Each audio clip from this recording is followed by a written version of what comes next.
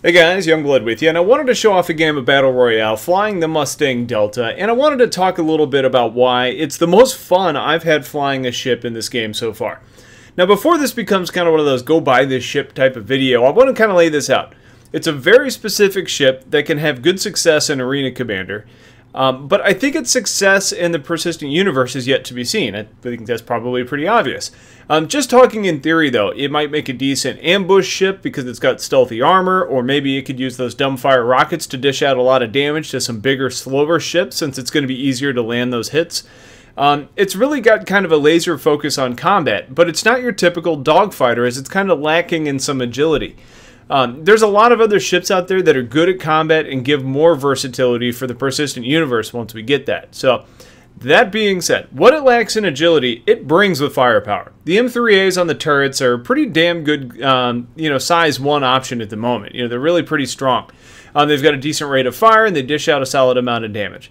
Now the bulldogs on the wings, the laser repeaters, are giving you a pretty good size 2 option to bring to the party as well. Then it's got the rocket pods, and like I've showed you in the previous video, they do a crazy amount of damage. Now they're hard to land though, but it's worth noting that it's kind of a high risk, high reward type of weapon. Now the ship really kind of seems to be that way though. It's a high risk, high reward ship overall. It's got a ton of firepower in a small ship, but it seriously lacks durability at the moment. One of the easiest times to land your rockets at the moment, which is your highest DPS option, is to go head-to-head. Basically where your target is flying in a straight, predictable path towards you. Now the problem with doing that is you're also doing the same thing, and you can't take a lot of damage before dying or end up breaking apart and floating into space. So what you're left with is choosing how do you want to engage your targets, and that's part of what makes the ship a whole lot of fun to fly.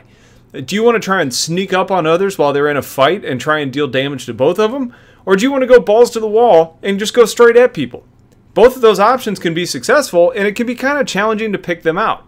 Now, while I typically get into more jousting type battles, I'm mixing in some different flight approaches, and I'm having a hell of a lot of fun doing that. Now, if you're going to be flying this ship, I would suggest removing the gimbal option by hitting the Alt button. I use TeknoAxe, and I've been basically doing most of my aiming with that. Now, the problem is that while the M3As do gimbal some, you're stuck with the repeaters, which don't, as well as the rockets, which face forward. And I find it a little bit too much to try and track the targets with the TeknoAxe and the gimbals, and still try and be consistent in landing the rockets when you actually fire those. Now, you may have different results if you're using TeknoAxe. Maybe you're better at multitasking than I am. But for me, I had a lot more success after kind of locking all my guns forward. Now, I love this ship because it rewards skill. Now, if you can use your thrusters to your benefit, or line yourself up well, or maybe use asteroids for cover and kind of take advantage of your low sig, and if you have the ability to land the rockets, which can be hard to do, you're going to have a good time. Now, if you rely on missiles in Battle Royale, you're not going to enjoy flying this ship because it doesn't have any lock-ons. Also, just to kind of as a PSA, missiles are busted to hell right now, so please don't just spam them. They're a hell of a lot of, or they're really kind of a hell of a pain in the ass to deal with at the moment, especially with the Aurora LN, which is letting you lock on from some ungodly range at the moment. So with that out of the way, I find that I could sneak up on people better in this ship too, because of the armor that it's actually got. That being said, chasing down targets is kind of a nightmare because you're not real fast. You're sharing the same top speed as something like the Hornet, so that can help put it into perspective if that's what you've been flying. So if you're not chasing down a Cutlass or an Aurora from long ways away, probably pick a new target, or maybe use that time to kind of find a better path to avoid detection on the way in, because you're not going to be catching much, especially if they're trying to fly away from you. Overall, though, the Delta's kind of outclassed by the Super Hornet, like in firepower, outside of the rockets. It's outclassed by the Avenger in durability. It's outclassed by the 300s and the M50s in maneuverability. Almost everything else has lock-on missiles. So there's different aspects where you're like, okay, this thing's outclassed.